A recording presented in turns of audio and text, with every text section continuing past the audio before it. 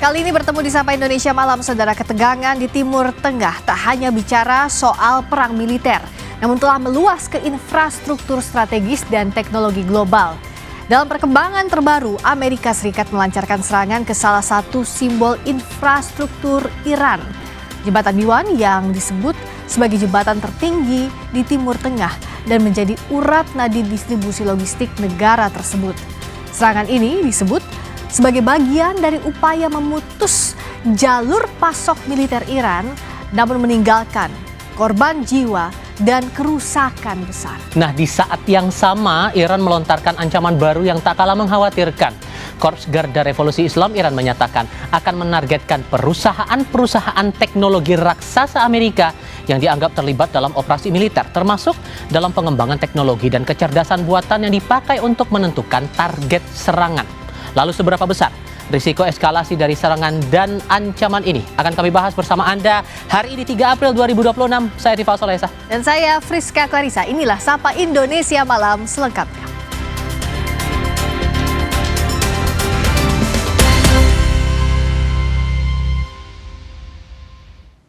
Saudara, Amerika Serikat membombardir jembatan B1 yang menghubungkan kota Karaj dan ibu kota Iran Tehran di Provinsi Al-Borz. Jembatan itu disebut-sebut sebagai jembatan tertinggi di Timur Tengah.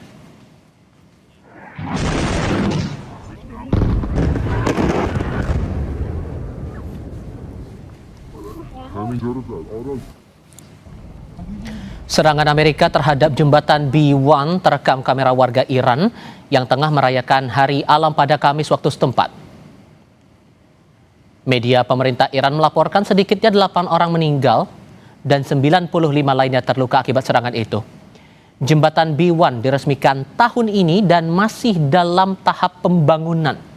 Melalui kamera warga lainnya, asap akibat serangan itu terlihat dari jembatan atau jalan raya B1 maksud saya, yang menghubungkan kota Karaj dan Tehran.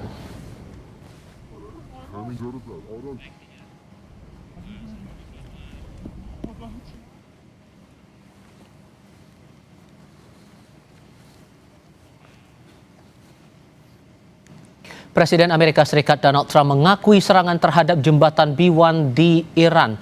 Lewat akun Truth Social, Trump menulis, jembatan terbesar Iran runtuh, tak akan digunakan lagi. Saatnya Iran buat kesepakatan sebelum terlambat dan tak akan ada tersisa dari yang seharusnya bisa jadi negara hebat.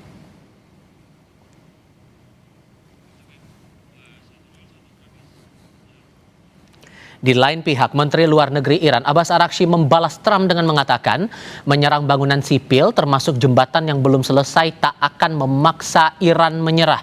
Itu hanya menunjukkan kekalahan dan keruntuhan moral musuh yang sedang kacau. Lanjutnya, setiap jembatan dan bangunan akan kembali dibangun lebih kuat. Yang tidak akan pernah pulih adalah kerusakan reputasi Amerika.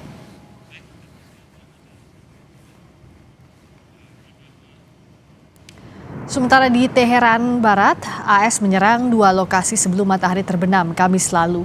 Memasuki minggu ke-6, lebih 1.900 orang di Iran meninggal akibat serangan gabungan AS Israel sejak 28 Februari lalu.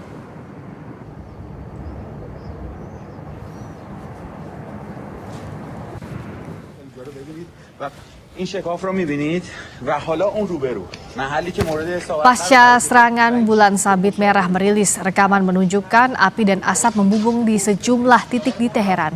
Pemadam kebakaran juga menunjukkan kerusakan akibat pecahan bom yang menghantam sebuah bangunan. Dalam rilis video itu, petugas pemadam juga masih berupaya memadamkan api akibat serangan AS dan Israel.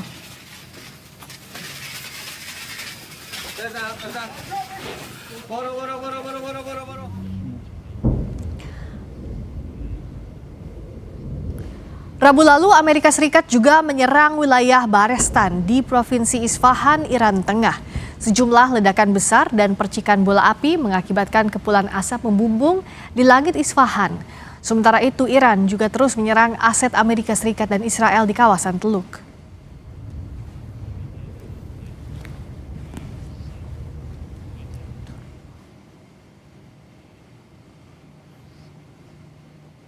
Citra satelit dari Uni Eropa menunjukkan asap mengepul dari pelabuhan di Qasm, Iran pada hari Kamis 2 April. Reuters memverifikasi lokasi itu berdasarkan tata letak pelabuhan yang sesuai dengan arsip atau file dan citra satelit yang menguatkan laporan serangan oleh otoritas zona bebas Qasim dan media Iran. Otoritas zona bebas di sana mengatakan sebagian pelabuhan komersial Bahman dan dermaga perikanan Doha di Pulau Qasim, Iran rusak setelah apa yang mereka sebut sebagai serangan AS Israel yang menargetkan fasilitas pelabuhan. Kantor berita Mer Iran mengatakan bahwa tidak ada korban jiwa yang dilaporkan dalam serangan tersebut. Pelabuhan Bahman sepenuhnya bersifat komersial dan menyerangnya melanggar aturan internasional.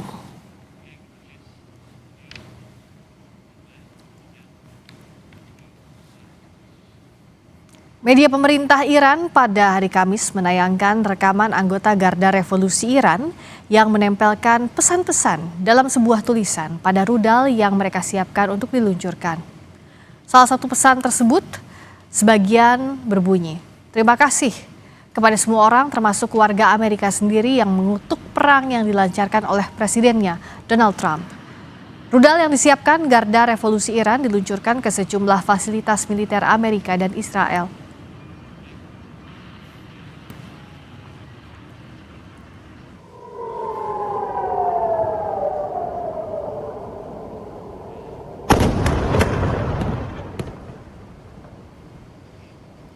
Rekaman yang diambil pada hari Kamis menunjukkan sebuah rudal menghantam dekat lingkungan perumahan di Petah Tikva, Israel dengan diawali sirine yang berbunyi di seluruh kota. Menurut media Israel, rudal yang membawa hulu ledak seberat 400 kg mendarat di area terbuka menyebabkan kerusakan material. Belum ada laporan korban jiwa pada saat publikasi. Sementara itu, Korps Garda Revolusi Iran tidak mengonfirmasi serangan di Petah Tikva, tetapi mengatakan bahwa mereka telah menargetkan lokasi di pangkalan udara dan pusat perakitan militer Israel sebagai bagian dari gelombang rudal ke-90 operasi True Promise 4.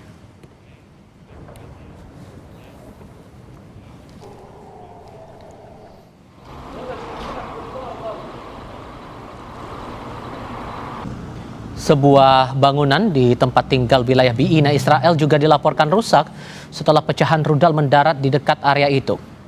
Rekaman video menunjukkan dinding bangunan dipenuhi bekas pecahan peluru serta jendela dan kaca depan kendaraan yang terparkir di dekatnya pecah.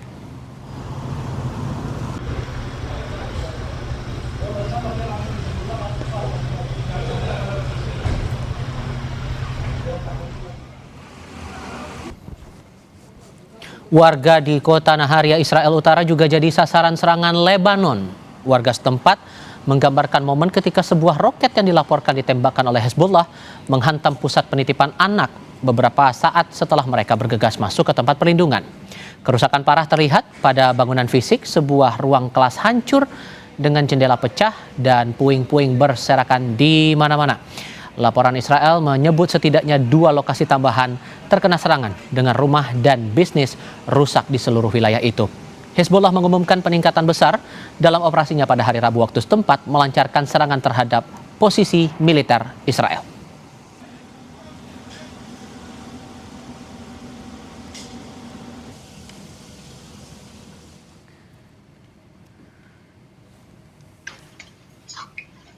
Dalam sebuah rekaman kamera pemantau, pecahan roket yang diduga mendarat di dekat sebuah bangunan di Naharia, Israel, membuat sebuah pagar kaca di bangunan tempat tinggal pecah terkena getaran ledakan.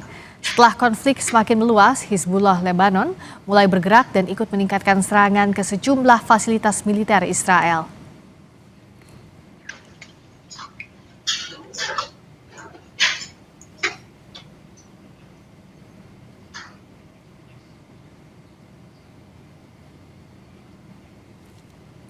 Korps Garda Revolusi Islam (IRGC) merilis rekaman menunjukkan pesawat jet tempur jatuh di dekat Pulau Qasim. Iran mengeklaim telah menembak jatuh pesawat musuh setelah dicegat pertahanan udara milik Angkatan Laut Iran. Iran merinci jet tempur itu jatuh di antara Pulau Hengam dan Pulau Qasim sebelum tenggelam.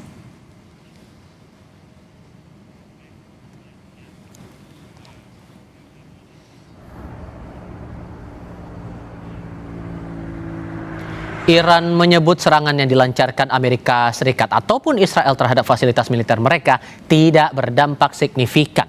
Iran juga menegaskan target-target yang telah diserang sejauh ini hanya bagian kecil yang tidak signifikan terhadap kekuatan militernya secara keseluruhan.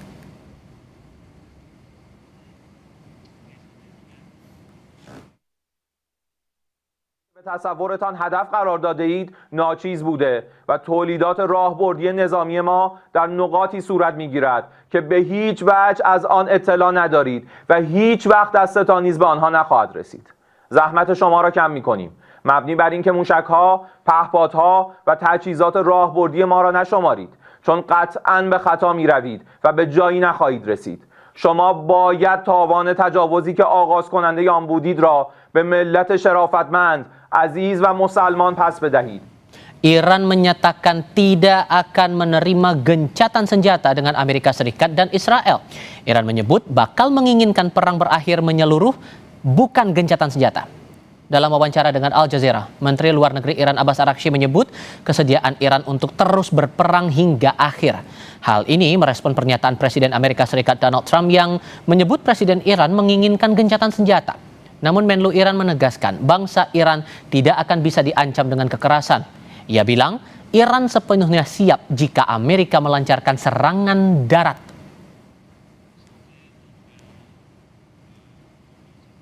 شروط ما برای خاتمه جنگ کاملا روشن است.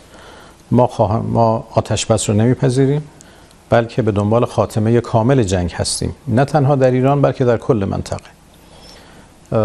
و ارائه تضمین‌های مبنی بر اینکه دوباره این تجاوزات صورت نگیره و همینطور پرداخت خسارات و غراماتی که باید پرداخته بشه مردم ایران به خاطر حجم خساراتی که به هر حال به ما وارد کردن. این در جنگ زمینی حتی خبرتر و مجهزتر هستیم. ما کاملا آماده هستیم برای مقابله با هر گونه تهدید حمله زمینی به کشورمون. امیدوار هستیم که چنین اشتباهی نکنه. Sementara Presiden Iran Masoud Pezeshkian bilang serangan Amerika Serikat dan Israel ke negaranya bukan menunjukkan kekuatan, melainkan menunjukkan kebingungan dan ketidakmampuan mencari solusi. Serangan yang menghancurkan berbagai fasilitas farmasi, membunuh anak-anak, tidak memiliki tujuan, dan malah merusak Amerika Serikat. Pernyataan Presiden Iran itu disampaikan melalui siaran yang dibacakan presenter televisi setempat.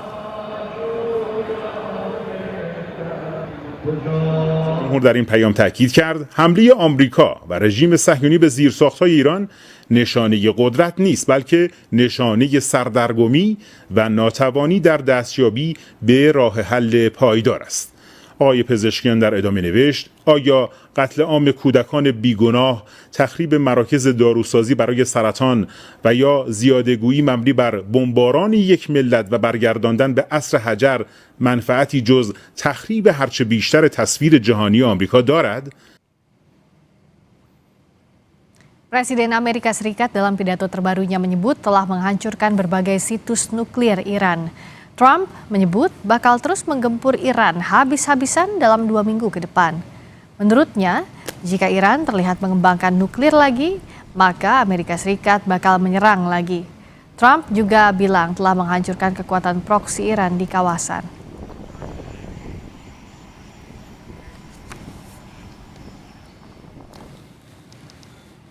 Rusia menegaskan bahwa Selat Hormuz yang merupakan jalur lalu lintas 20% minyak dunia sepenuhnya di bawah kendali Iran. Baik Amerika Serikat setuju atau tidak, pengendalian Hormuz harus tetap berada di Teheran.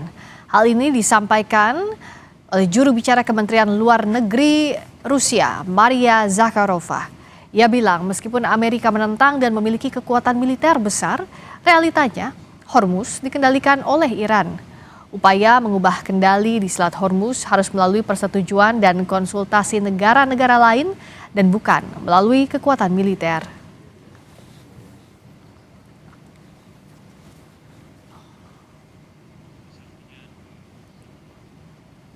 Kami kembali sebentar lagi. Dalam rapat dengar pendapat di DPR RI kemarin, anggota Komisi 3 mendesak semua pihak yang terlibat dalam penanganan perkara Amsal Sitepu dicopot dari jabatannya. Tetap di Kompas TV.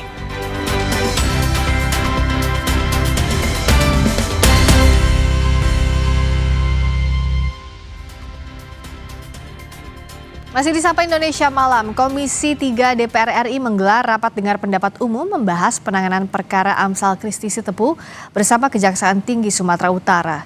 Dalam rapat Kamis lalu, anggota Komisi 3 DPR dari fraksi Demokrat Hinca Panjaitan marah kepada Kepala Kejaksaan Negeri Karo dan jajarannya imbas kasus videografer Amsal Sitepu.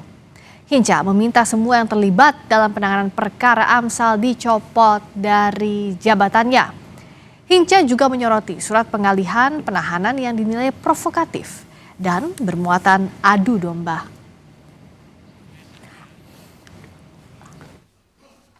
Penangguhan kok dibilang pengalihan? Jadi apa yang terjadi? Bukan soal LSM lagi nih Pak Enam. Ini sudah kejahatan. Secara institusi membawa nama Tuhan pun dibawa. Jadi karena itu lewat pimpinan saya minta Kajati selepas ini gunakan kewenangan, bersihkan ini semua. Agar ini berjalan dengan baik. Tarik Kajari, tarik semua kasih-kasih ini, semua yang terlibat kasus ini tarik. Dan setelah itu, selepas ini Anda harus minta maaf dan menarik ini. Karena kesalahannya fatal. Dan saya minta lewat Kajati sampaikan ke Jaksa Agung, minta maaf itu Kapuspen. Karena telah menyampaikan sesuatu yang tidak benar. Dalam RDPU di DPR kemarin, Amsal Sitepu menyebut ada upaya intimidasi dari jaksa dalam kasus yang menjeratnya melalui kiriman kue brownies. Namun, jaksa dari Kejaksaan Negeri Karo Wira Arizona membantah tudingan itu. Wira menjelaskan kronologi pemberian brownies kepada Amsal diklaim sebagai bagian dari budaya di lingkungan kejaksaan.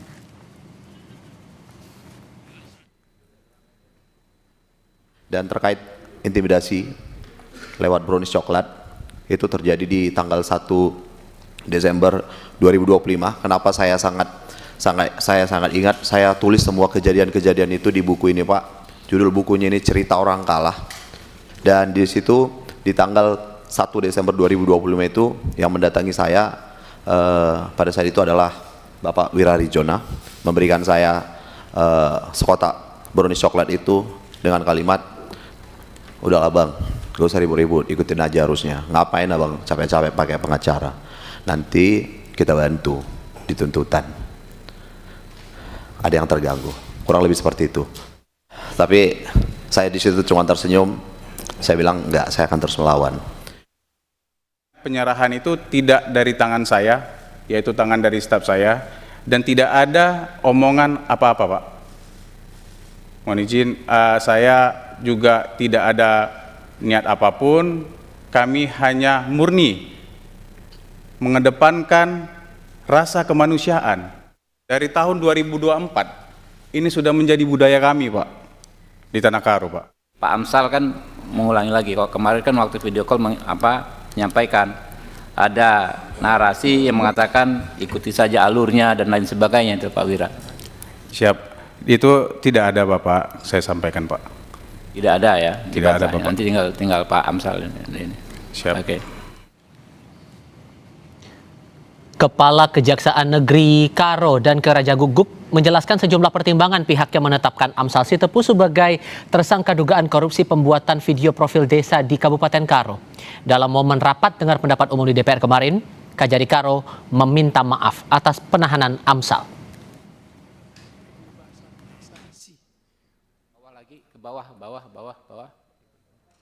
Sangat banyak mengucapkan terima kasih atas masukan yang disampaikan, kritikan yang disampaikan oleh Bapak Ibu anggota Komisi 3 untuk kami perbaiki, kami jalankan sesuai dengan apa yang disampaikan oleh Bapak Ibu sekalian. Kami mohon maaf atas segala kekurangan dan kesilapan kami. Ketua Komisi 3 DPR Habibur Rahman membantah tudingan mengintervensi penanganan perkara dugaan korupsi videografer Amsal Christy Sitepu di Sumatera Utara. Ia menegaskan rapat dengar pendapat umum atau RDPU untuk mempertemukan Amsal dengan Kejari Karo semata-mata bagian dari fungsi pengawasan. Ia juga menyatakan telah mendapat arahan langsung dari Presiden Prabowo Subianto untuk memastikan warga memperoleh keadilan. Rangkaian RDPU yang sering kami lakukan terhadap soal perkara yang sering kami lakukan, termasuk RDPU soal perkara saudara Amsal Christy Sitepu tanggal 30 Maret 2026, bukan merupakan bentuk intervensi karena kami sama sekali tidak masuk dalam proses acara pidana yang sedang berjalan. Namun, kami ingin memastikan tidak terjadinya pelanggaran dalam pelaksanaan tugas aparat penegak hukum. Saya pribadi Habibur Rahman, Ketua Komisi 3 DPR RI, mendapat perintah langsung dari pimpinan saya, Bapak Prabowo Subianto, untuk memastikan orang kecil bisa tersenyum dan mendapatkan keadilan. Kami ajak Anda ke berita berikutnya, Saudara. Jemaat memperingati kisah sengsara Yesus Kristus dalam ibadah Jumat Agung pada hari ini. Di GPIB Immanuel, ibadah Jumat Agung dilaksanakan sebanyak 4 sesi. GPIB Immanuel mengangkat tema kebangkitannya membarui kemanusiaan kita sebagai tema Paskah tahun ini. Jemaat diajak untuk kembali melihat pesan Paskah, bukan hanya seremoni, namun yang paling mendasar adalah kita dipulihkan dari kemanusiaan kita.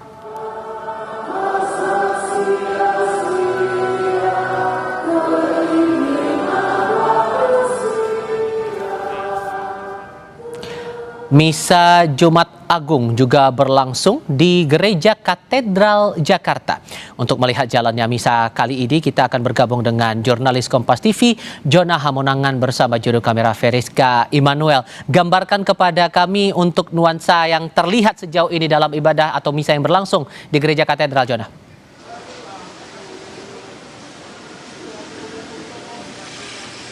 Jadi terkait dengan gelaran hari ini Jumat Agung ini memang digelar sebanyak 3 kali, mulai dari pukul 12, pukul 15 dan pukul 18. Jadi sekitar 4 menit lagi akan dimulai ibadah terakhir. Ibadah ini menjadi penutup khususnya rangkaian Jumat Agung. Namun kalau kita dari seluruh rangkaian Pekan Suci 2026 inilah hari ketiga, di mana masih ada lagi Vigili Paskah dan terakhir adalah Hari Raya Paskah. Jadi memang inilah momen yang sangat penting bagi umat Katolik untuk bisa merayakan terkait dengan Paskah dan juga perayaan sebelumnya. Nah, saya bisa digambarkan terkait dengan gelaran hari ini khususnya di Jumat Agung. Tadi dimulai pada pukul 9 pagi adanya perayaan reka ulang terkait dengan seperti teater bagaimana menggambarkan penderitaan Yesus Kristus di mana memanggul kayu salib dan juga disalibkan juga. Nah, terkait dengan adanya gelaran hari ini memang dari pihak katedral cukup maksimal, tidak hanya mungkin dari perayaan atau ibadah, tapi juga bagaimana memaksimalkan mulai dari parkir dan juga memaksimalkan terkait dengan bangku sehingga memang umat bisa beribadah dengan maksimal. Kita akan melihat unsur pelayanan yang ada di Gereja Katedral ini sangat baik, sangat optimal, dan saja dalam rangka untuk memaksimalkan ibadah khususnya Jumat Agung di Gereja Katedral ini. Tifal. Jona Hamonangan dan Feriska Immanuel melaporkan langsung dari Gereja Katedral Jakarta. Terima kasih. Saudara, meski gedung gereja mengalami kerusakan setelah terdampak gempa, umat Katolik Raja Kembas dan Bunda Hati Kudus Yesus di Desa Rumengkor tetap akan menggelar ibadah Jumat Agung. Kedua gereja Katolik yang berada di Kabupaten Minahasa, Sulawesi Utara ini telah menyediakan tenda di area luar gedung sebagai solusi sementara agar umat dapat mengikuti peribadatan Jumat Agung dan memastikan seluruh ibadah Jumat Agung dilaksanakan dengan hikmat.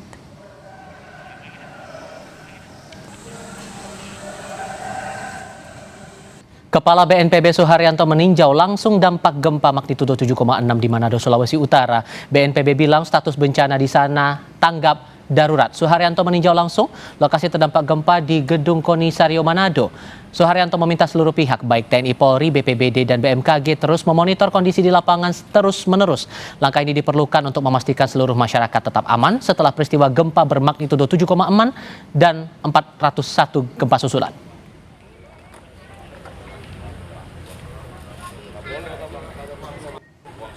Saudara, akhir perang Timur Tengah belum menunjukkan kejelasan. Iran menolak gencatan senjata, sementara Donald Trump inkonsisten dengan sikapnya soal perang. Sesaat lagi.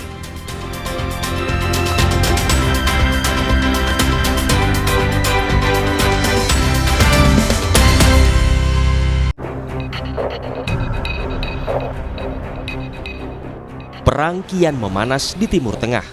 Saling serang terus terjadi, bahkan menyasar target di luar fasilitas militer. Namun sinyal penyelesaian konflik menunjukkan dinamika yang berbeda antara kedua belah pihak. Iran menginginkan perang berhenti total, bukan dengan gencatan senjata. Tetapi bukan berarti Iran menyerah dari tekanan Amerika dan Israel. Sementara Presiden Amerika Serikat tak menunjukkan sikap yang jelas dengan ujung perang ini.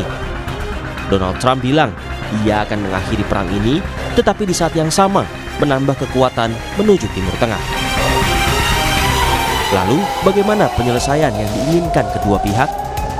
Hingga pekan kelima, intensitas perang Iran melawan Amerika dan Israel belum menurun. Menteri Luar Negeri Iran, Abbas Araghchi, mengisyaratkan kesiapan Teheran untuk terus berperang, meskipun Presiden Donald Trump mengklaim Presiden Iran menginginkan gencatan senjata. Namun jika Amerika ingin menghentikan perang, Araghchi menyatakan bukan dengan gencatan senjata, melainkan perang berakhir total. شروط ما برای خاتمه جنگ کاملا روشن است.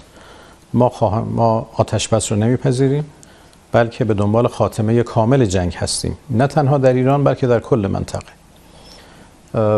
و ارائه تضمین‌های مبنی بر این که دوباره این تجاوزات صورت نگیره و همینطور پرداخت خسارات و غراماتی که باید پرداخته بشه مردم ایران به خاطر حجم خساراتی که به هر حال به ما وارد کردن. Bagaimana dengan Amerika? Donald Trump justru menunjukkan inkonsistensi sikap. Pada awal minggu ini, Trump bilang perang akan berakhir dalam 2 hingga 3 minggu. But we're finishing the job, and I think within maybe 2 weeks, maybe a couple of days longer to do the job. But we want to knock out every single thing they have. Now, it's possible that we'll make a deal before that. Tetapi berselang hari, Trump justru kembali mengancam Iran akan membombardir negara itu hingga kembali ke zaman batu. Trump mengatakan tujuan-tujuan Amerika hampir tercapai, tetapi bukan pergantian rezim di Iran. I can say tonight that we are on track to complete all of America's military objectives shortly, very shortly. We're going to hit them extremely hard over the next 2 to 3 weeks. We're going to bring them back to the Stone Ages where they belong. In the meantime, discussions are ongoing. Regime change was not our goal. We never said regime change, but regime change has occurred because of all of their original leaders' death. They're all dead. Namun Iran tak akan menyerah begitu saja melawan Israel dan Amerika Serikat meskipun mengalami kerugian besar. Bahkan salah seorang tokoh Iran, Ali Reza Panahian, mengingatkan negara-negara Eropa untuk bersiap terlepas dari hegemoni Amerika Serikat. بیشتر از این که فکر کنم پیام لازم داشته باشن آمریکا و اسرائیل باید به کشورهای اروپایی و به کشورهای جهان پیام بدیم. دیگه آماده باشید برای زندگی بدون سروری آمریکا. دیگه شما آماده باشید برای زندگی کردن بدون سلطه صهیونیسم. Iran juga membaca kegambangan Presiden Amerika Serikat Donald Trump dalam mengakhiri perang di Timur Tengah. Presiden Iran, Masoud Pezeshkian, menggugah warga Amerika lewat sebuah surat terbuka. Salah satu yang ditulis Pezeshkian yakni, serangan Amerika Serikat dan Israel terhadap Iran bukanlah tanda kekuasaan, melainkan tanda kebingungan dan ketidakmampuan dalam mencapai solusi yang stabil. Entah bagaimana akhir perang Iran, tetapi Amerika Serikat kini menambah armada pasukannya di tengah rencana serangan besar ke Iran. Menteri Pertahanan Amerika Serikat, Pete Hegseth, mengunjungi pasukan yang terlibat dalam operasi Epic Fury akhir pekan lalu. Visual yang dirilis Pentagon pada hari Rabu menunjukkan Hegseth meninggalkan helikopter dan memberi pengarahan kepada prajurit di pangkalan regional yang dirahasiakan. Salah satu titik sentral dari Perang Timur Tengah yang turut menyeret dunia ke ambang krisis energi adalah Selat Hormuz. Sejak serangan awal ke Iran akhir Februari lalu, Iran segera menutup Selat Hormuz yang jadi salah satu nadi jalur perdagangan dunia. Donald Trump yang sejak awal mengupayakan agar Hormuz lepas dari sandera Iran, kini justru lepas tangan. Trump justru menegaskan bahwa Amerika Serikat tidak akan terus-menerus menjadi penjaga keamanan jalur energi dunia tersebut. Trump menyatakan, negara-negara yang selama ini bergantung pada minyak dari Timur Tengah harus mulai menjaga kepentingan mereka sendiri. But people in the country sort of say, just win, you're winning so big, just win, come home. And I'm okay with that too, because we have a lot of oil between Venezuela and our oil. We're controlling now 59% of the oil in the world. And the problem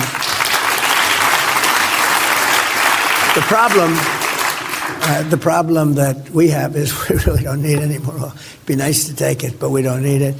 And they should be policing their own strait. We shouldn't be policing it for them. We have been for years. And we're getting ready to get out of there. Trump juga menyindir negara-negara yang tidak mendukung langkah militer Amerika Serikat. Trump kemudian menawarkan dua solusi bagi negara-negara yang sangat bergantung pada minyak tetapi menolak terlibat dalam perang. I have a suggestion. Number one, buy oil from the United States of America. We have plenty. We have so much. And number two, build up some delayed courage. Should have done it before. Should have done it with us, as we asked. Go to the strait and just take it. Protect it. Use it for yourselves. Iran has been essentially decimated. The hard part is done, so it should be easy. And in any event, when this conflict is over, the strait will open up naturally. It'll just open up. Tetapi apakah benar Amerika sudah tak membutuhkan Hormuz untuk kepentingan energi mereka? Atau hanya sikap emosional karena dunia tak mendukung langkah Amerika ketika Hormuz disandera Iran? Jujur Amerika kehilangan simpati publik. Nah, maka dalam kesempatan hari ini, ngambek ini sebenarnya sudah terprediksi dengan sangat jelas bahwa Amerika ingin bermain sendiri, tetapi pada kenyataannya ternyata memang Amerika tidak bisa sendirian. Dia membutuhkan NATO, dia membutuhkan negara-negara Teluk, dan dia sangat berharap agar mereka semua bersama dengan Amerika untuk mengamankan Selat Hormuz. Kalau ditanya apakah titik utama dari Amerika sangat membutuhkan ini, mereka punya produksi sendiri, mereka punya cadangan sendiri, tetapi mereka tergantung juga dari Selat Hormuz itu sendiri, gitu. Jadi dia tidak bisa tinggalkan begitu saja, maka penumpukan pasukan ini menjaga kepentingannya juga, begitu. Serta-merta ditinggalkan dan dianggap tidak menguntungkan sama sekali menjaga Selat Hormuz. Di tengah eskalasi konflik dengan Amerika Serikat, Iran mulai membuka peluang mengakhiri perang Teluk setelah menerima proposal dari Amerika Serikat. Menteri Luar Negeri Iran mengakui menerima pesan langsung dari utusan Amerika Serikat untuk Timur Tengah, Steve Witkoff. Tetapi ia menegaskan, pesan-pesan itu bukanlah bagian dari negosiasi. تبادل از طریق واسطه‌ها جریان داره و آقای ویتکاف هم مثل سابق که بعضا پیام‌هایی رو برای من میفرستاد، پیام‌هایی رو مستقیم ارسال میکنه. همونطور که عرض کردم این به هیچ وجه به معنی مذاکره نیست، بلکه به عنوان تبادل پیام‌هایی هست که در شرایط صلح و جنگ ممکنه که پیش بیاد که Lantas, apa maksud Iran mengakui bertukar pesan dengan Amerika namun enggan bernegosiasi? Menurut analis keamanan internasional Aisyah Kusuma Sumantri, Iran tak ingin mengakhiri perang jika syarat yang diajukan tak dipenuhi Amerika. Saya rasa di sini Iran mau menyampaikan sebenarnya ini sebuah bentuk dari psychological warfare juga yang mengatakan bahwa Iran ini tidak akan mengakhiri perang kalau terma yang diajukan oleh Amerika Serikat itu masih tidak memenuhi syarat. Karena di sini sebenarnya Iran itu kan memiliki bar yang cukup rendah untuk bisa menghentikan peperangan, untuk bisa keluar dari peperangan ini dengan victorious ya, dengan kemenangan gitu. Barnya adalah rezimnya bertahan. Sementara untuk Amerika Serikat, ini kan objective of war-nya apa? Dia terus berganti-ganti dari awal sampai sekarang gitu. Yang jelas kita tahu bahwa pembicaraan tentang nuklir ini sebenarnya sudah dibicarakan sejak tahun 2025 kemarin. Tetapi pada akhirnya sekarang saya rasa untuk kemudian bisa bilang bahwa rezimnya tetap ada tidak apa-apa, lalu kemudian Hormuz tetap kemudian berdiri di situ, ini merupakan tanda sebenarnya bahwa Amerika Serikat itu secara signaling itu kehilangan dominasi atas peperangan ini. Perang Timur Tengah sudah berlangsung selama sebulan lebih. Jika mengacu pada rencana awal, Gedung Putih memproyeksikan perang akan berlangsung hingga 6 minggu. Namun hingga kini ketegangan belum juga menunjukkan tanda-tanda mereda. Pernyataan Trump yang kerap berubah seolah menjadi sinyal kuat bahwa konflik di Timur Tengah tak hanya soal militer, tetapi juga pertarungan pengaruh dan kepentingan energi global.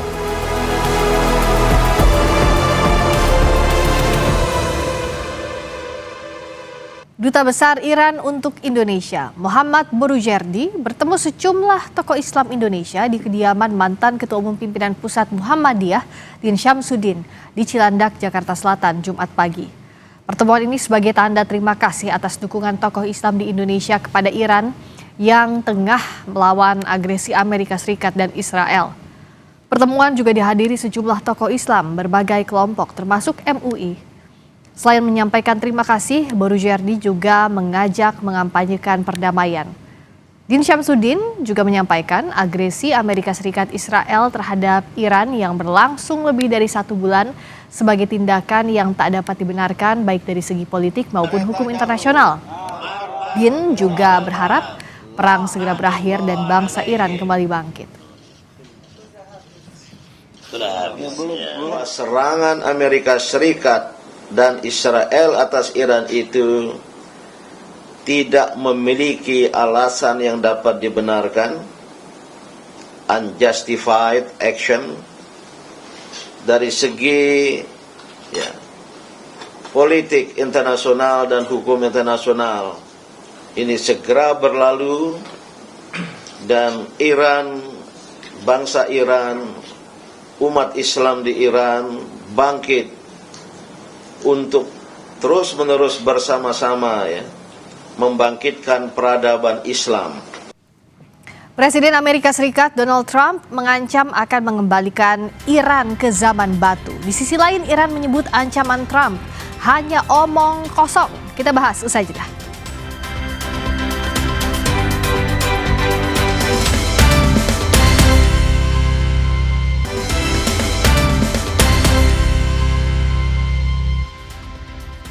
Masih di Sapa Indonesia Malam bersama saya Friska Clarissa. Pemerintah Iran menyebut pidato Presiden Amerika Serikat Donald Trump sebagai omong kosong. Pidato itu terkait ancaman Trump yang akan mengembalikan Iran ke zaman batu. Juru bicara Presiden Iran Elias Hazrati mengejek pidato Trump yang ia nilai jadi bahan olok-olok dunia di tengah harga minyak naik dan pasar saham kembali jatuh. Melalui media Islamic Republic of Iran Broadcasting atau IRIB, Hazrati menyatakan pidato Trump justru semakin memperkuat persatuan rakyat Iran.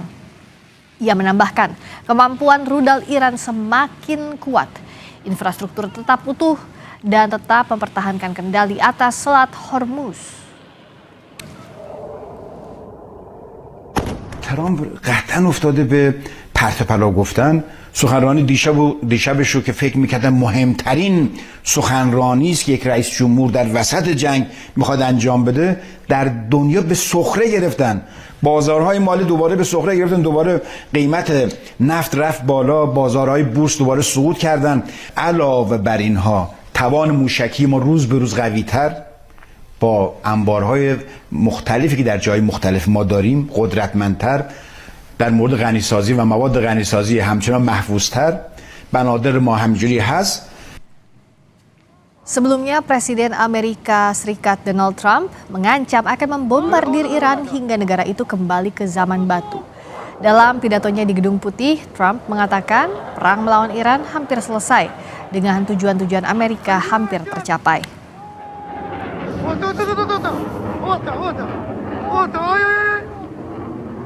Allahu Akbar.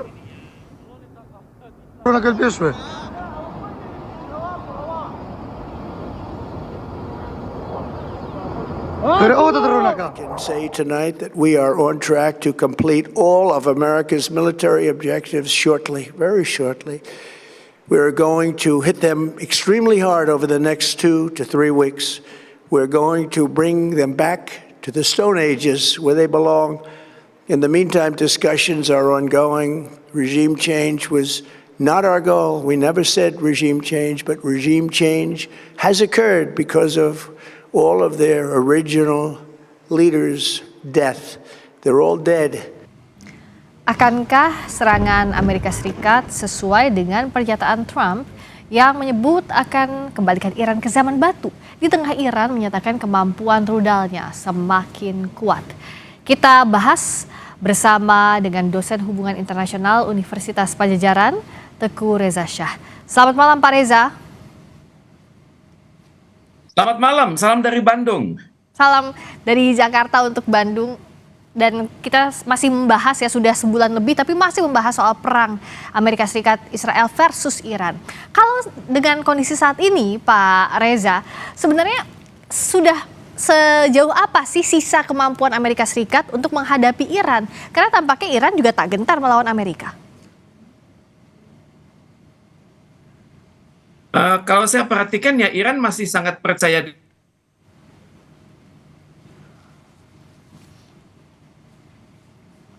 Tampaknya ada kendala komunikasi, kita akan perbaiki dulu. Ada kendala sinyal dengan Teguh Reza Shah, Pak Reza. Saya pikir Iran masih bersemangat tinggi untuk melanjutkan perang karena mereka tidak percaya lagi pada apapun yang dikatakan oleh Amerika Serikat. Iran masih percaya diri. Tadi sempat terputus tapi saya sudah bisa mendengar kembali Pak Reza. Jadi Iran dilihat ya masih percaya diri. Tapi sebenarnya kalau Iran bilang, kalau Amerika Serikat bilang bahwa akan mengembalikan Iran ke zaman batu, ini apakah memang mereka bersungguh-sungguh kalau Anda baca atau ya hanya gertak sambal saja cywar kepada Iran? Saya pikir ini cywar ya, karena dunia itu tahu kalau Donald Trump ini memiliki NPD atau Narcissistic Personality Disorder ya, dan kritik bagi dia itu sudah disampaikan bukan hanya oleh kalangan sipil, tapi juga kalangan-kalangan militer Amerika Serikat sendiri. Iya, Narcissistic Personality Disorder. Jadi dengan demikian ya orang ini punya ciri-ciri sering menunjukkan superioritas, kemudian haus pujian, minim empati, kemudian manipulatif dan juga anti kritik, dan fantasi suksesnya besar sekali. Dan ya, dan kalau kita lihat kondisi saat ini kan sebenarnya hampir semua negara ingin perang ini segera berakhir. Tapi bagaimana berakhirnya? Karena Amerika Serikat bilang akan terus menyerang, tapi di sisi lain juga Iran bilang bahwa akan berperang sampai titik akhir. Amerika Serikat akan terus menyerang Iran karena ini targetnya belum selesai. Targetnya belum selesai itu antara lain adalah rezim itu harus ditundukkan, rezim itu harus digantinya nanti oleh tokoh namanya Syahansyah Muhammad.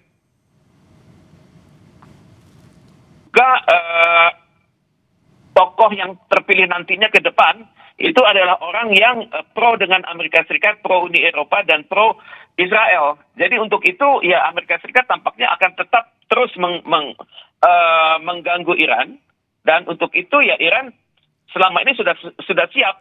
Mereka sudah mengatakan kami siap untuk perang panjang, dan perang panjang ini ya tampaknya dimengerti juga oleh tokoh-tokoh militer Amerika Serikat karena mereka mengkritisi Donald Trump juga. Jadi untuk itu saya perhatikan ya walaupun Iran sangat tidak populer di mata Donald Trump, tapi sudah mulai banyak masyarakat Amerika Serikat yang mengerti posisi Iran. Misalnya saya perhatikan ya, banyak jenderal-jenderal Amerika Serikat yang mengatakan bahwa perang ini sulit sekali dimenangkan. Misalnya dikatakan oleh John Kelly, itu adalah retired Marine General ya, mantan kepala staf. Kemudian oleh James Mattis, ini dari Angkatan Laut. Ini beliau adalah mantan Menteri Pertahanan Amerika Serikat. Dan statement mereka itu sangat keras sekali. Yang dilakukan oleh Donald Trump ini sangat berbahaya. Dan juga Mark Milley itu adalah mantan jenderal kepala staf. Itu mengatakan, jabatannya adalah former Joint Chief of Staff ya, mengatakan bahwa yang Donald Trump ini bertentangan sekali dengan prinsip-prinsip kemiliteran. Jadi Donald Trump ini sudah bergerak sendiri, tapi entah mengapa tidak kunjung di-impeach juga begitu. Ya terakhir kan Hegseth minta dana $200 miliar, mengatakan Iran itu adalah bad boy, dan bad boy itu harus segera disingkirkan. Dan untuk itu ya tanggapan dari Hegseth ini ya bertentangan juga dengan pandangan jenderal-jenderal lain seperti Jenderal William Green ya, itu mantan komandan pelatihan untuk seluruh instalasi militer Amerika Serikat.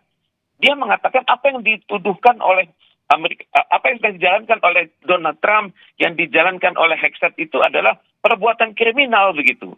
Jadi para jenderal sendiri sudah tidak setuju, walaupun jenderal itu sudah banyak yang dipensiunkan oleh Donald Trump ya, tapi ya Donald Trump jalan sendiri begitu. Dan sekarang tinggal PBB apa yang akan dilakukannya, karena ini punya potensi besar menuju suatu perang dunia ketiga. Ya, jangan sampai itu terjadi. Tapi kalau kita lihat langkah Amerika Serikat beberapa hari terakhir, yang dihancurkan adalah fasilitas milik sipil, baik itu permukiman, lalu fasilitas farmasi terbesar di Iran, lalu jembatan tertinggi di Iran. Diharapkan pasokan militer terhadap militer Iran ini bisa terhambat. Apakah Anda melihat langkah Amerika Serikat ini tepat kepada Iran, atau Iran justru sudah mengantisipasi apa yang dilakukan AS saat ini? Iran saya pikir sudah mengantisipasi ya. Mereka selalu mengatakan kami ini sudah bertahan selama 4.000 tahun ya. Selama 4.000 tahun itu sebagian besar tanpa Anda begitu. Jadi saya akui ya, serangan Amerika Serikat dan Israel itu sudah luar biasa ya. Dan terakhir mereka menyerang lokasi di Selat Hormuz kan. Dan ini suatu pukulan yang besar bagi Iran, karena ini ada potensi serangan darat Amerika Serikat ya. Misalnya yang diserang itu adalah Qasem Island, kemudian 3 lokasi di Bandar Echaraq, kemudian pemboman tertinggi juga pemboman sangat strategis juga sudah dilakukan di sekitar Bandar Echaraq dan Qasem Island, dan juga sasaran atas desalinasi fasilitas di pulau-pulau tersebut ini sangat serius. Dan juga saya berpikir dari hari ke hari Iran itu semakin terbebani ya, karena Selat Hormuz dia semakin tidak aman ya. Dan PBB juga tampaknya sudah mulai bersikap kepada negara-negara Teluk yang pro dengan Amerika Serikat ya. Mereka sedang merancang suatu resolusi. Kita belum tahu apakah resolusi itu akan seperti apa, tapi saya perhatikan PBB itu sudah melunak mengatakan dampak ekonominya, kemudian masih menimbang-nimbang bagaimana posisi negara-negara lain, kemudian masih menimbang-nimbang bagaimana pandangan dari International Maritime Organization. Ini memang ada kecenderungan ya, untuk kesekian kalinya PBB itu tidak tegas, tapi bagaimanapun juga saya sangat idealnya China dan Rusia itu mampu membangun satu draft resolusi di Dewan Keamanan PBB. Dan disitulah saya harapkan terjadinya adu intelektual yang sepenuhnya, walaupun nanti pada saat pemungutan suara, anggota tetap dan anggota tidak tetap, yang terjadi adalah China dan Rusia kalah. Saya bisa bayangkan skornya nanti adalah 13 dan 12, 13 lawan 2 untuk Amerika Serikat. Tapi ini untuk kesekian kalinya kita perhatikan PBB itu memang harus direformasi. Persis seperti yang dikatakan oleh Bung Karno tahun 1960 silam. Beliau mengatakan to build the world anew. Memang harus direformasi. Semakin tidak adil PBB ini. Sangat tidak Adil dan juga dianggap tidak netral. Banyak kekecewaan dari mulai kasus Gaza hingga ke Iran ini. Ya, semoga meja diplomasi bisa menuntaskan perang ini segera agar efeknya tidak semakin berkepanjangan lagi. Kembali stabil kondisinya. Terima kasih atas waktunya Pak Teguh Reza Syah, Pak Reza, dosen Hubungan Internasional Universitas Padjadjaran. Terima kasih. Salam dari Bandung.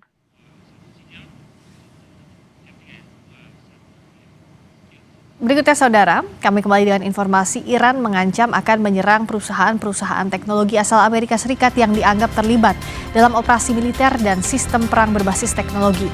Lalu apa makna ancaman ini dalam konteks geopolitik global? Usai jeda bersama Tifal Solesa di Sapa Indonesia Malam.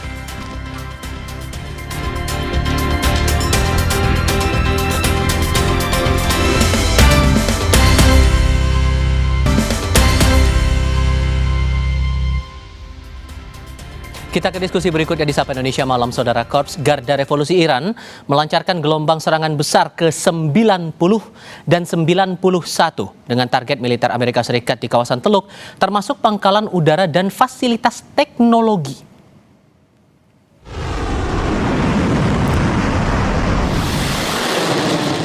Iran mengklaim telah kembali melancarkan serangan yang menyasar kapal induk Amerika Serikat USS Abraham Lincoln. Serangan balistik Iran juga diklaim menghantam sebuah lokasi pangkalan AS di Uni Emirat Arab.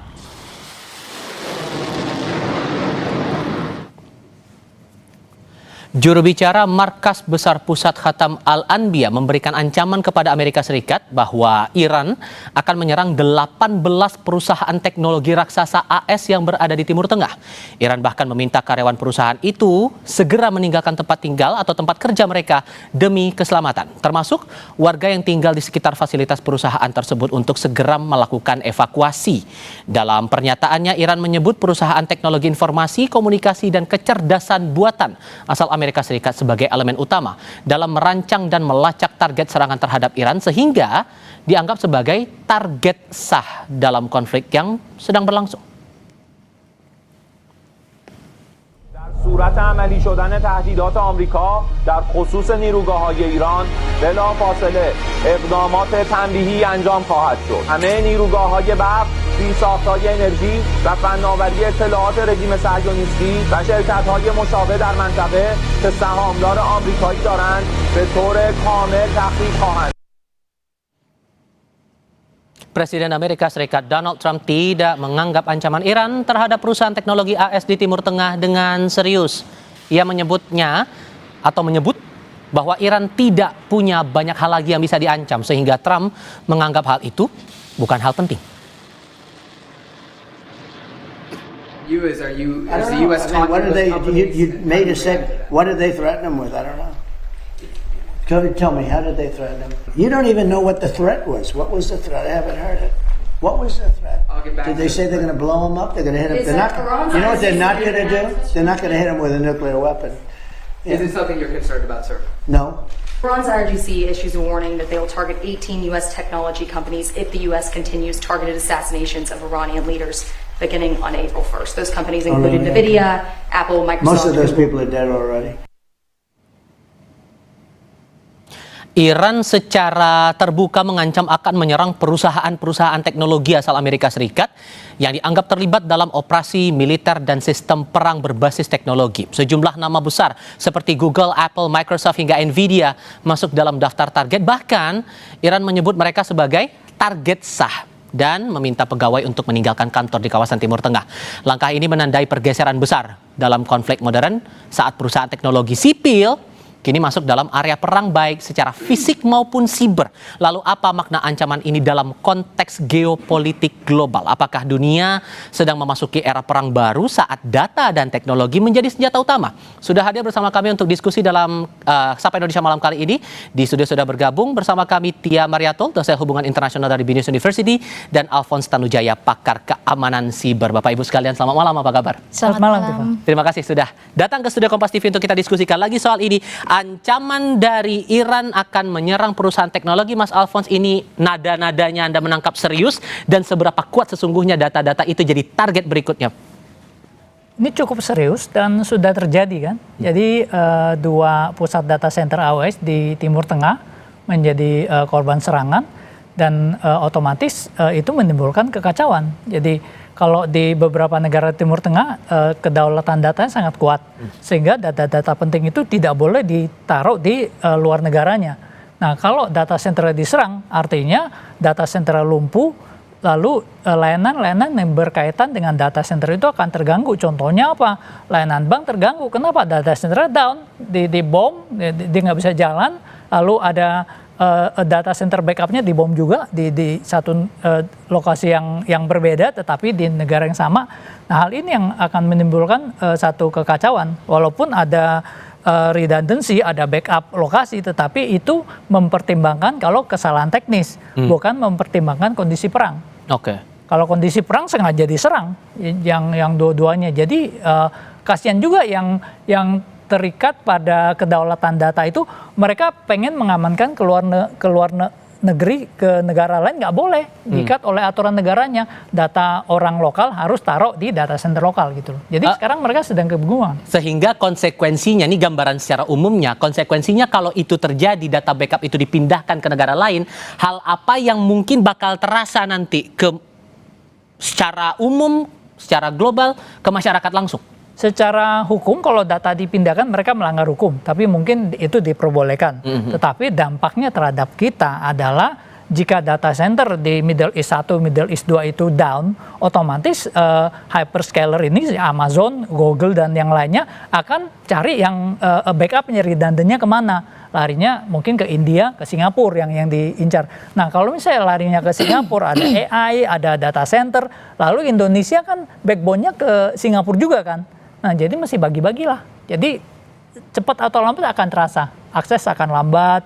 Beberapa aplikasi yang terkait langsung dengan dan taruh di Timur Tengah ada kemungkinan nggak akan jalan gitu. Oke, kita akan coba elaborasi itu nanti. Cuman di sisi lain juga begini Mbak Tia, kalau kita lihat ancaman yang dikeluarkan Iran ini menyerang perusahaan-perusahaan teknologi, ini sesungguhnya mengancam AS atau mengancam negara teluk juga. Karena begini, yang saya ingat kalau pakai bahasa awamnya kita hari-hari, Iran kan sudah mengingatkan negara teluk untuk putus hubungan apapun dengan Amerika Serikat dan bersatu dengan Iran untuk melawan di tengah kondisi perang sampai dengan saat ini. Sesungguhnya Anda baca tensi dari pernyataan Iran ancaman ini tujuannya buat AS atau sekalian juga tujuannya ke negara teluk? Ya sebetulnya saya melihat tetap ini ancamannya adalah ke Amerika Serikat ya. Karena di era digital, Mas Tifal, apapun itu bisa terjadi. Jadi perang itu bukan apple to apple secara fisik, tapi juga sekarang sudah perang melalui virtual. Jadi saya melihat bahwa Iran sangat terstruktur dalam menyerang Amerika Serikat ini, walaupun para pemimpinnya banyak yang terbunuh ya, tapi sangat terstruktur dalam melakukan serangan terhadap Amerika Serikat ini. Jadi yang dilakukan Iran adalah kalau serangan langsung menuju ke Israel, karena memang secara letak teritori berdekatan tidak mungkin menyerang Amerika Serikat, tapi Iran mencoba melumpuhkan beberapa instrumen yang sangat strategis yang dimiliki Amerika Serikat di kawasan Teluk. Nah, pertama yang kita lihat adalah military basisnya Amerika Serikat di negara Teluk ini sudah mulai lumpuh. Yang kedua, sekarang targetnya adalah perusahaan-perusahaan milik Amerika Serikat, terutama yang berkaitan dengan teknologi. Karena Amerika Serikat menyerang beberapa tokoh atau figur pimpinan Iran itu melalui teknologi. Dalam hal ini AI sangat-sangat esensial, sangat penting bagaimana bisa AI ini menentukan target-target tertentu, termasuk juga infrastruktur di Iran misalnya, atau figur di Iran. Nah inilah yang Iran pelajari, bahwa setelah military basisnya Amerika Serikat yang menjadi target, yang kedua adalah perusahaan teknologi, dalam hal ini Google, Apple begitu ya. Jadi memang apa yang dilakukan Iran ini sudah cukup merupakan strategi yang sangat baik. Bagaimana cara melumpuhkan Amerika Serikat itu bukan serangan secara fisik, tapi justru menyerang teknologinya Amerika Serikat yang dimiliki Amerika Serikat di Timur Tengah. Karena memang pangkalan-pangkalan itu sangat penting. Jadi saya melihat bahwa ini serangan bukan ke negara Teluk. Bahkan Iran berharap di masa depan negara Teluk menjadi aliansinya Iran. Tapi kalau melihat kondisinya sekarang, Iran ini punya kekuatan untuk melawan lewat siber juga nggak? Atau sebatas lewat fisik saja mereka mengancam itu? Justru dua-duanya ini berjalan. Jadi fisik dia bagi. Fisik dia serang ke Israel begitu ya, dan kita melihat beberapa serangan Iran cukup presisi atau cukup tepat sasaran di Israel begitu ya. Yang kedua adalah bagaimana serangan cyber juga tetap dilakukan. Nah, yang cyber inilah yang menuju ke serangan-serangan beberapa companies atau perusahaan milik Amerika Serikat di negara Teluk. Karena itu paling memungkinkan, Mas Tifal. Jadi memang tidak mungkin ya menyerang langsung misalnya menyerang ke Indonesia begitu ya. Itu kan tidak mungkin. Jadi menyerang ke negara-negara yang berdekatan secara letak geografis dengan Iran, tapi itu dimiliki Amerika Serikat. Tentu ini akan memberikan efek yang luar biasa. Kalau misalnya beberapa perusahaan teknologi Amerika Serikat itu di Timur Tengah dapat dilumpuhkan, meskipun Trump bilang, oh ini tidak apa-apa, hal kecil, itu kan hanya menguatkan diri sendiri. Dan saya pikir cukup kaget juga mungkin Trump mendengar ini, karena itu merupakan strategi yang di luar prediksi Amerika Serikat sendiri. Kalau mau membandingkan kekuatan keamanan siber dari dua negara ini, Mas Alphonse, antara Amerika dan Iran, kalau kemudian Iran mencoba untuk menjajal dalam tanda kutip lewat siber, kekuatannya sebanding atau sejauh mana Anda membaca itu? Dari sisi kekuatan kurang sebanding, tetapi Iran ini negara yang sangat cepat belajar. Jadi sebelumnya sejarahnya mereka dulu jadi korbannya Stuxnet. Stuxnet ini menyerang program nuklirnya. Mereka belajar bahwa gue berhasil diretas. Lalu mereka bikin tim-tim peretas. Lalu sekarang bahkan tim-tim peretas Iran ini termasuk jajaran top 10 dari peretas dunia lah. Di top 10 di dunia kira-kira ada Amerika, ada Israel, ada Cina, ada Rusia, ada Korea Utara, Iran kemudian masuk ke sana. Kan mereka belajar, mereka jadi korban banyak sekali dari aksi-aksi peretasan sebelumnya, tapi kelihatannya mereka cepat sekali belajar dan kelihatan juga yang cukup mengejutkan di roket juga mereka sekarang cukup maju walaupun secara teknis secara kekuatan itu kalah, tapi masih bisa memberikan lawan bisa gigit balik gitu loh. Nah dari sisi kekuatan cyber juga mereka masuk ke top 10 dan memberikan daya pukul yang cukup signifikan. Contohnya kemarin ada email dari petinggi FBI yang berhasil mereka retas dan mereka sebarkan. Itu menunjukkan bahwa oke lah kalau di head to head mungkin mereka kalah tapi tidak sampai nggak melawan gitu loh. Itu yang menjadi satu. Ada backup kekuatan nggak dari negara lain untuk membantu Iran ini? Misalnya saya sebut saja Rusia, Tiongkok mungkin ada ikut peran di situ? Secara formal, secara nyata mereka pasti tidak akan mengakui itu. Tapi ya kita nggak tahu di belakang ini apa yang terjadi. Potensi itu ada, Anda baca juga ada untuk konteks siber ini, serangan siber ini? Kalau Arakci bilang kan bahwa Iran dengan Rusia itu mempunyai sejarah yang panjang dalam cooperation, almost cooperation, hampir semua kerjasama. Tidak hanya di ekonomi, saya pikir juga di bidang informasi intelijen dan juga termasuk di bidang cyber security ini. Tapi memang tidak diakui secara jelas ketika misalnya reporter CNN menyatakan di bidang apa saja, Arakci tidak mau menyebutkan. Yang pasti kami sudah memiliki kerjasama di hampir semua bidang. Saya pikir termasuk di cyber security ini. Tidak mungkin kalau tidak ada kerjasama dengan pihak lain. Iran yang notabene adalah di bawah sanksi Amerika Serikat begitu sesuai targetnya ketika menyerang Israel misalnya di Dimona misalnya itu adalah fasilitas training fasilitas nuklir Israel, walaupun tidak tepat begitu ya, tapi memang itu center daripada training fasilitas nuklir Israel itu bisa tahu begitu. Kemudian ada beberapa infrastruktur Israel juga tahu, kemudian fasilitas Amerika Serikat di negara Timur Tengah juga tahu. Tidak mungkin kalau tidak ada kerjasama. Ini artinya memang ada kerjasama, tapi indirect, tidak mesti tidak diumumkan begitu ya. Tapi dari statement Arakci ini jelas publik internasional tahu memang mereka bekerja sama dalam semua hal, termasuk dalam cyber security gitu. Oke, kalau membaca ancaman yang terbaru ini kan yang ditargetkan adalah perusahaan yang jelas ini perusahaan sipil begitu. Yang selama ini kita lihat untuk serangan-serangan fisik menggunakan sistem pertahanan itu arahnya kepada sistem negara begitu, atas nama negara. Kalau kemudian serangan itu ditujukan ke korporasi yang sipil sifatnya itu tadi, Anda membaca efek apa yang mau coba dikejar Iran dari sini? Dua sebetulnya, satu efek terhadap teknologi Amerika Serikat sendiri, itu artinya memang nanti agak sedikit berkurang tentang informasi, mungkin Mas Alfon bisa lebih detail ya, bagaimana kalau dilumpuhkan dari segi perusahaan teknologi begitu. Yang kedua tentu saya melihat lebih kepada perspektif ekonominya, karena dalam perspektif HI itu ada yang disebut dengan, saya gambarkan secara piramid begitu Mas ya, jadi urutannya satu state, dua MNC, yang kedua yang ketiga ada labor atau proletar atau people. MNC itu multinational corporations, artinya perusahaan-perusahaan yang sometimes menurut orang realis itu state is everything. Negara itu di atas segalanya, dia decision maker. Tapi kadang-kadang menurut liberalis itu MNC juga punya peran dalam keamanan negara, dalam konflik, dalam membentuk keamanan begitu ya, dalam berkontribusi terhadap pembentukan ekonomi, economic development. MNC cukup berkontribusi yang kadang-kadang levelnya bisa naik di atas state begitu ya. Bagi kaum-kaum yang memang pro terhadap cooperation, terhadap kerjasama. Nah, kalau misalnya si MNC yang dimiliki oleh satu negara atau berinvestasi di negara tersebut adalah dilumpuhkan, maka memberikan efek terhadap ekonomi secara signifikan. Artinya Amerika bukan hanya rugi dalam APBN mereka, tapi juga cukup lumpuh misalnya ketika beberapa perusahaan milik Amerika Serikat diserang. Apple, Google itu the biggest company milik Amerika Serikat dan sangat esensial bagaimana Google melakukan propaganda misalnya, bagaimana Google memberikan informasi kepada dunia internasional, itu sangat esensi. Makanya di Iran kan dilarang penggunaan beberapa instrumen milik Amerika Serikat seperti Google. Itu kalau Mas visit ke Iran itu susah. Bagaimana kita googling nyari informasi melalui Google. Cina juga sudah melakukan itu ya. AI pun Cina tidak mengadopsi dari Amerika Serikat karena berbahaya begitu. Nah, ini kalau sampai dirusak begitu, ini memberikan efek yang cukup signifikan saya pikir terhadap kekuatan Amerika Serikat gitu. Gambaran secara sederhananya sih kalau terjadi upaya peretasan dalam tanda kutip, penyerangan dalam konteks siber, Mas Alfons, hal mana yang mungkin akan coba dituju kalau konteksnya perang seperti sebesar ini? Jadi sebenarnya list perusahaan-perusahaan yang diincar oleh Iran itu cukup relevan juga jika itu berkaitan langsung dengan aktivitas militer. Contohnya ada Palantir, terus kemarin yang ribut si Anthropic itu mau dipakai AI-nya untuk menentukan lokasi ya apa aja yang disasar. lalu ada perusahaan-perusahaan terkait yang memiliki kontrak militer dengan Israel. Logically itu sih menjadi target yang sah karena memang diproses untuk menyerang Iran. Tapi dari seluruh list itu juga rasanya kalau Apple sama Tesla saya bingung. Kecuali Iran bisa kasih buktinya, nih Apple dan Tesla ini bukti. Tapi yang beberapa yang berhubungan militer langsung, Amazon, AWS juga itu memang secara tidak langsung memang teknologi digunakan dan itu kan ada farm AI-nya yang digunakan gitu.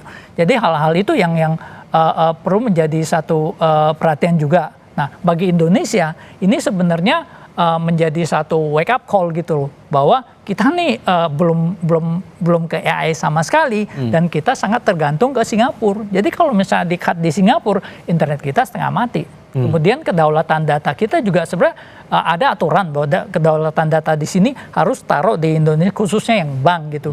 Tetapi ini tidak dijalankan dengan baik sehingga secara teknis ini malah menguntungkan jika terjadi serangan seperti ini kan.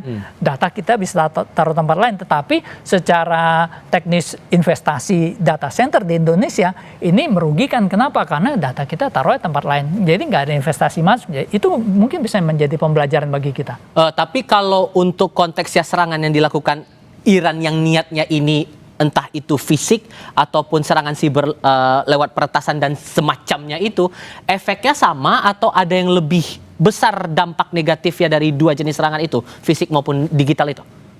Jadi itu biasanya dilakukan secara berbarengan dan ada serangan fisik yang tidak bisa ditangkal oleh pihak Amerika dan Israel. Kenapa? Kalau data centernya dihajar, udah kamu nggak bisa menjalankan fungsinya, mau nggak mau pindah. Tetapi kalau serangan secara cyber, mungkin mereka malah ini perang otak, perang kecerdasan lah. Jadi mereka akan lihat lu nyerangnya dari mana. Kalau dari Iran, logically agak sulit menyerang. Kenapa? Karena internetnya kan udah hilang. Mereka kan menyerang dari luar. Lalu yang menyerang dari luar, dari pihak Amerika dan Israel yang termasuk jago cyber tuh, dan backbone internet kan ada di mereka. Mereka bisa melacak, oh lu serang dari sini. Malah mereka mesti hati-hati, itu mesti ngadu pinter. Kalau serang dari sini, oke, gua tutup di sini atau dicari sumbernya, dihajar sumbernya. Jadi itu merupakan satu perang memang membutuhkan kecerdasan. Tetapi Iran bisa memberikan perlawanan yang cukup signifikan, yang cukup surprising sih.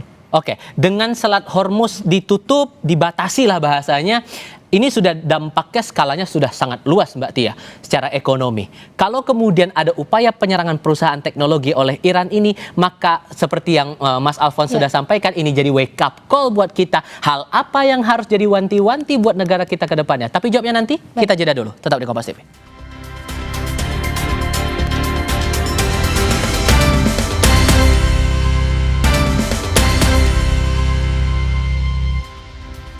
Kami lanjutkan diskusi setelah paket informasi berikut ini, Saudara. Presiden Iran Masoud Pezeshkian bilang serangan Amerika Serikat dan Israel ke negaranya bukan menunjukkan kekuatan, melainkan menunjukkan kebingungan dan ketidakmampuan mencari solusi. Serangan yang menghancurkan berbagai fasilitas farmasi, kemudian membunuh anak-anak, dinilai tidak memiliki tujuan dan malah merusak Amerika Serikat.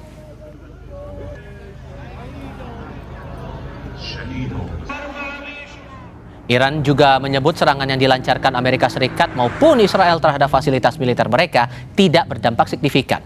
Iran juga menegaskan target-target yang telah diserang sejauh ini hanya bagian kecil yang tidak signifikan terhadap kekuatan militernya secara keseluruhan. که به تصورتان هدف قرار داده اید ناچیز بوده و تولیدات راهبردی نظامی ما در نقاطی صورت میگیرد که به هیچ وجه از آن اطلاع ندارید و هیچ وقت دستتان نیز به آنها نخواهد رسید. زحمت شما را کم میکنیم، مبنی بر اینکه موشک‌ها، پهپادها و تجهیزات راهبردی ما را نشمارید، چون قطعاً به خطا میروید و به جایی نخواهید رسید. شما باید تاوان تجاوزی که آغاز کننده آن بودید را به ملت شرافتمند، aziz wa musalman pas bedahid. Masih bergabung di studio Kompas TV, Tia Mariatul, dosen hubungan internasional BINUS University, dan Alfons Tanujaya, pakar keamanan siber. Kalau membaca kondisinya seperti ini, Mbak, apakah kemudian negara Teluk akan mengambil peran atau bertindak kalau kemudian perusahaan-perusahaan teknologi yang ada di sana diserang? Kalau sampai tidak menyentuh hal-hal esensi buat mereka, mungkin mereka hanya diam.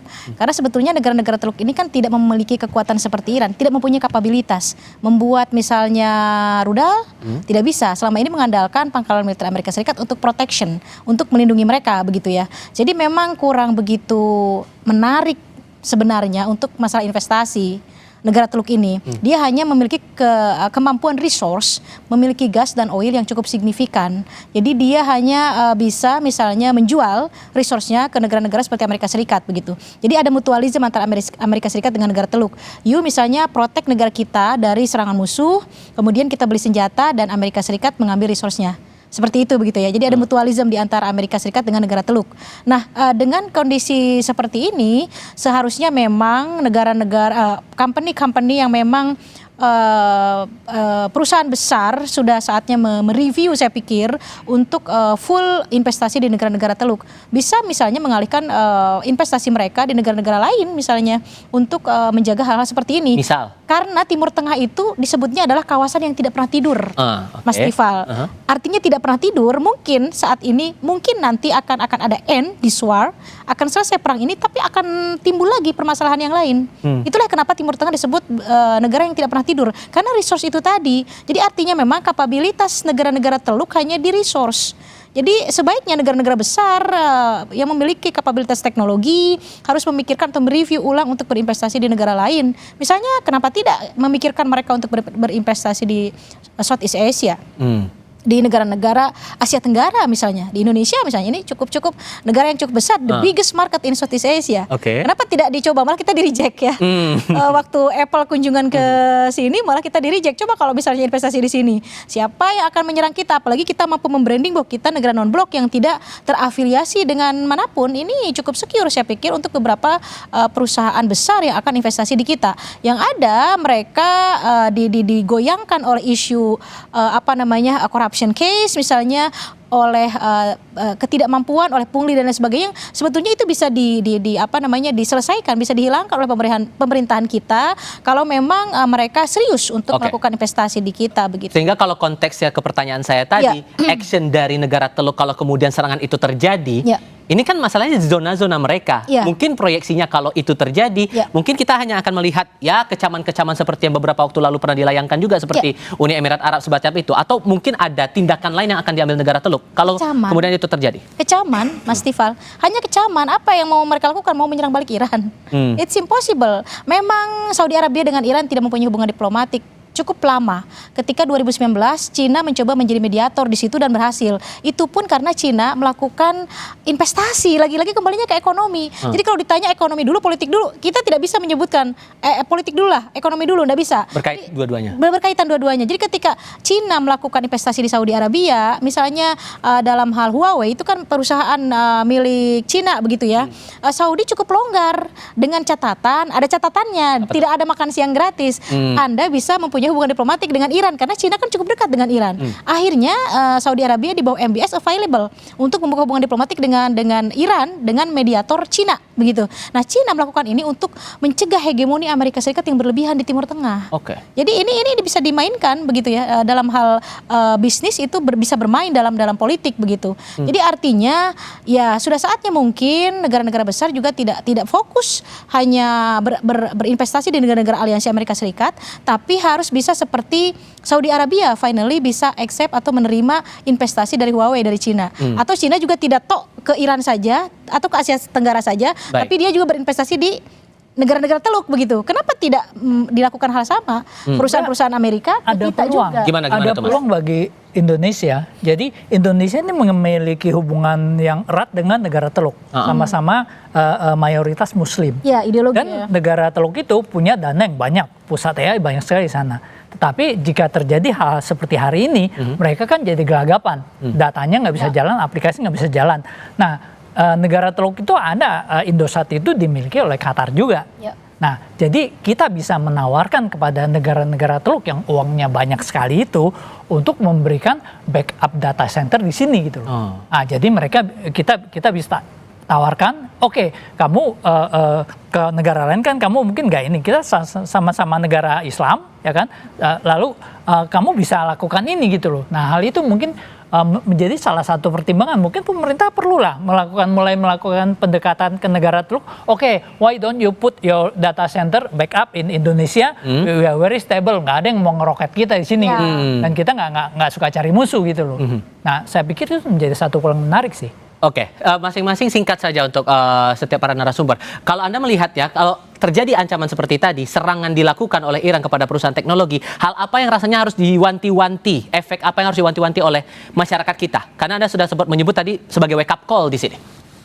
Ya, jadi kita perlu menyadari bahwa infrastruktur IT dan AI ini menjadi satu medan baru yang sangat penting gitu loh. Jadi masyarakat juga perlu menyadari, pemerintah perlu menyadari bahwa dunia ini sudah berubah, ya kan, dan digitalisasi ini memegang peranan sangat penting. Jadi hal ini yang perlu kita jaga, dan jangan sampai data center malah larinya keluar gitu loh.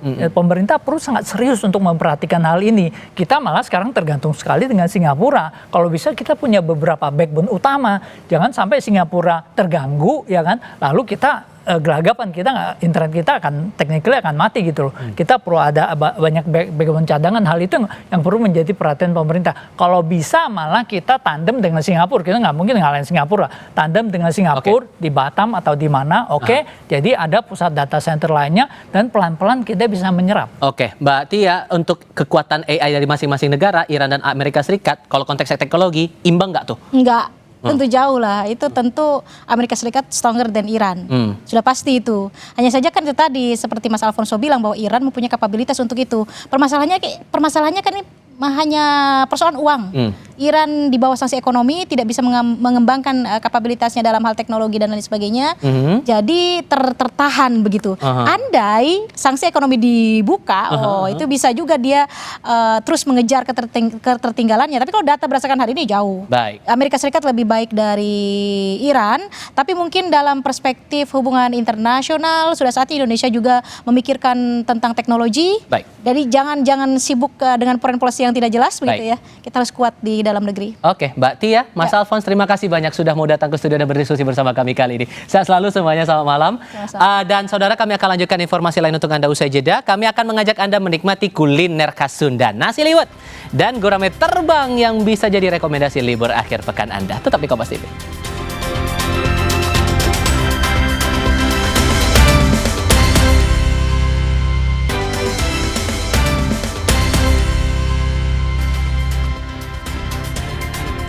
Saudara, bicara soal libur panjang akhir pekan menyambut Paskah, kuliner Kota Bandung menjadi daya tarik wisatawan.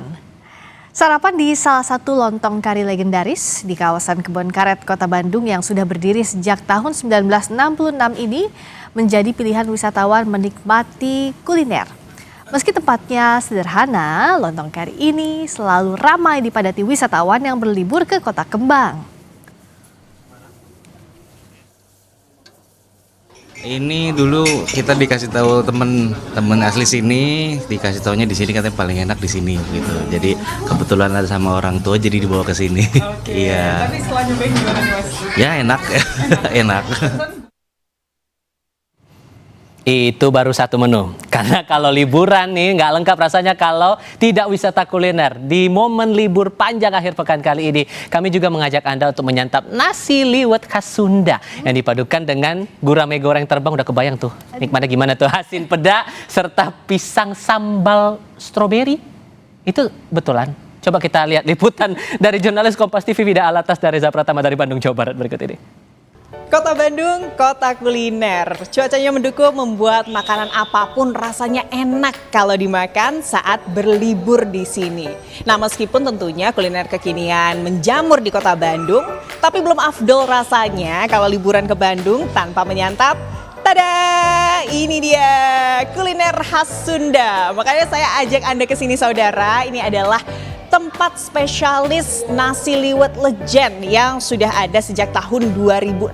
Tapi tenang, nggak perlu jauh-jauh ke Parongpong karena saya sedang berada di cabangnya yang ada di Kota Bandung, tepatnya di kawasan Laswi, Kota Bandung. Yang pertama di sini ada menu nasi liwet gurame terbang. Aduh, ini guramenya udah ngedadah-dadahin saya nih, minta dicicipin rasanya. Nah, ini adalah gurame terbangnya yang digoreng tentunya dengan crispy dan crunchy luarnya, tapi tentunya primadonanya ada di sini nih. Nah, nasi liwetnya kita buka bareng-bareng ya. 3, 2, 1. Wow, masih panas sekali. Wah, lengkap dengan taburan ikan teri. Aduh, wangi santan gurihnya ini langsung menyeruak ya ke hidung saya. Nasi liwet panas, gurame goreng terbang, dan ini nih yang nggak boleh ketinggalan kalau nyicipin nasi liwet adalah asin peda dengan sambelnya. Oke, kita scoop nasi liwetnya. Wah, mantap. Nasi liwetnya udah ada, kita potek. Aduh, maaf ya ikan gurame, kita potek sayapnya. Oke, gurame, tebal sekali dagingnya. Kita cobain ya, sambelnya yang banyak.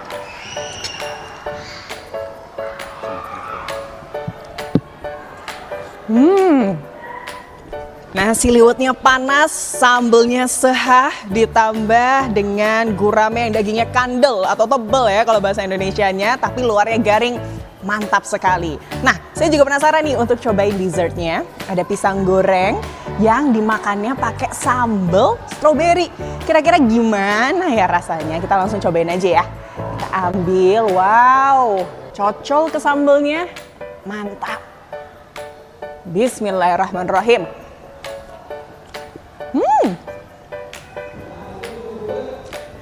Wow, enak banget. Sambal stroberinya manis, wangi stroberi, ditambah pisang goreng yang garing. Wah, kawin banget rasanya.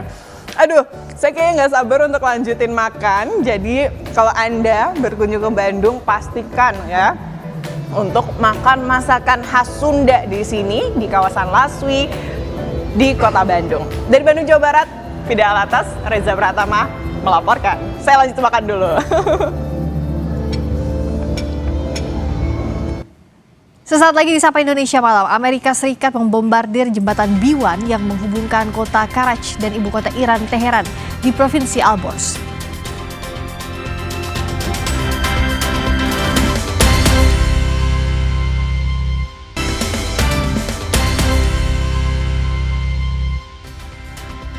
Saudara, Amerika Serikat membombardir jembatan B1 yang menghubungkan kota Karaj dan ibu kota Iran, Teheran, di Provinsi Alborz. Jembatan itu disebut-sebut sebagai jembatan tertinggi di Timur Tengah.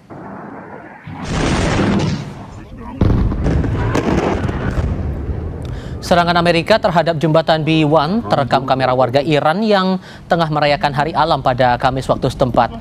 Media pemerintah Iran melaporkan sedikitnya 8 orang meninggal dan 95 lainnya terluka akibat serangan itu. Jembatan B1 diresmikan tahun ini dan masih dalam tahap pembangunan. Melalui kamera warga lainnya, asap akibat serangan tersebut terlihat dari jalan raya B1 yang menghubungkan kota Karaj dan Teheran.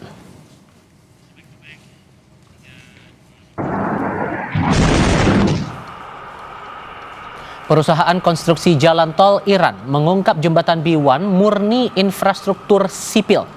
Jembatan ini berperan mengatur lalu lintas negara dengan mengurangi hingga 15% arus lalu lintas pada 14 provinsi di wilayah barat Iran.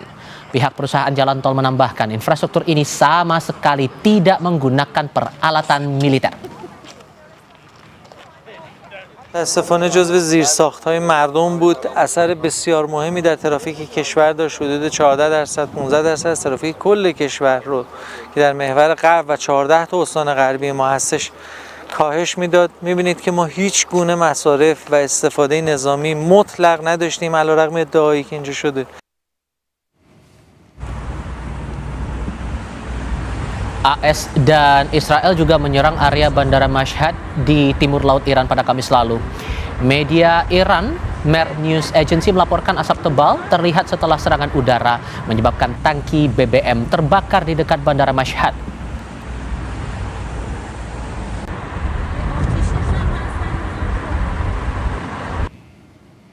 Sementara di Teheran Barat, Amerika Serikat menyerang 2 lokasi sebelum matahari terbenam pada Kamis lalu. Memasuki pekan ke-6, lebih 1.900 orang di Iran meninggal akibat serangan gabungan AS dan Israel sejak 28 Februari lalu.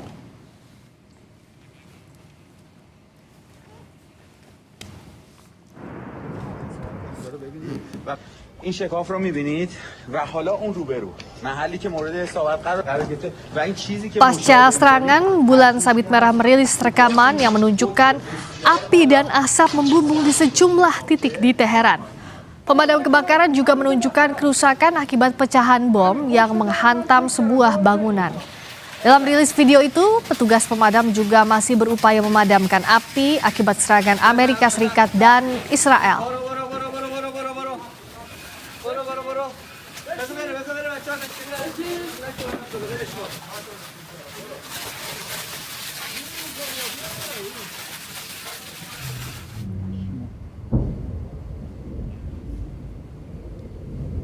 Rabu lalu AS juga menyerang wilayah Baharestan di Provinsi Isfahan, Iran Tengah. Sejumlah ledakan besar dan percikan bola api mengakibatkan kepulan asap membumbung di langit Isfahan. Sementara itu Iran juga terus menyerang aset Amerika Serikat dan Israel di kawasan Teluk.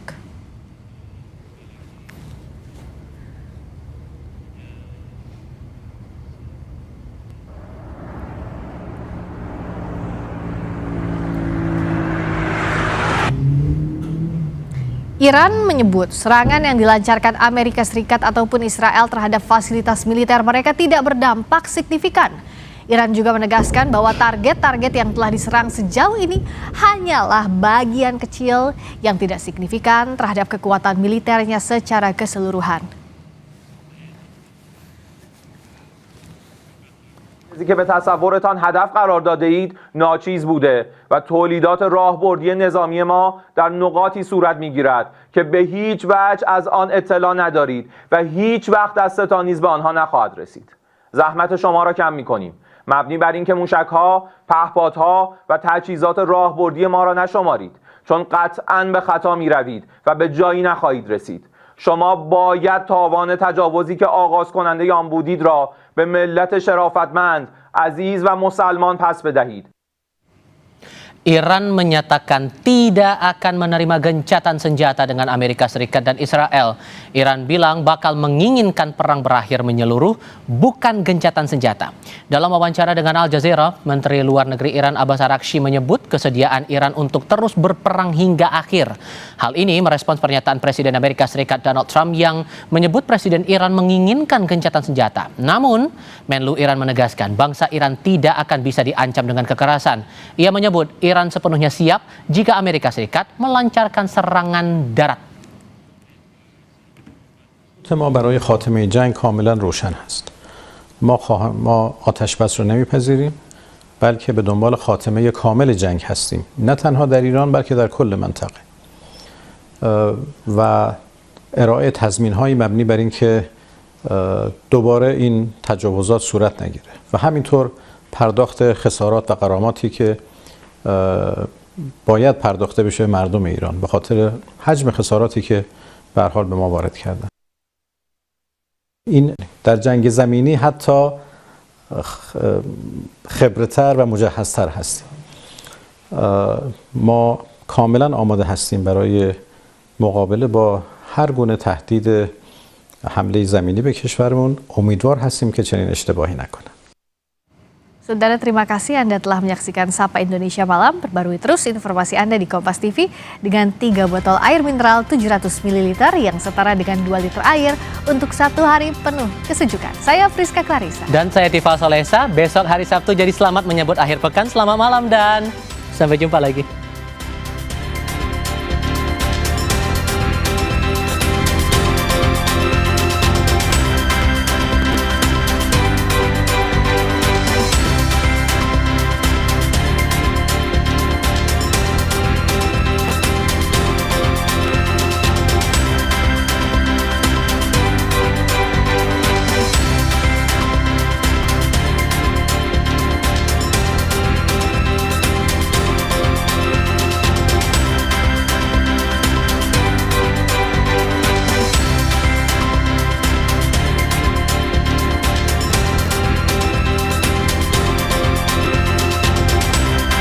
Terima kasih Anda telah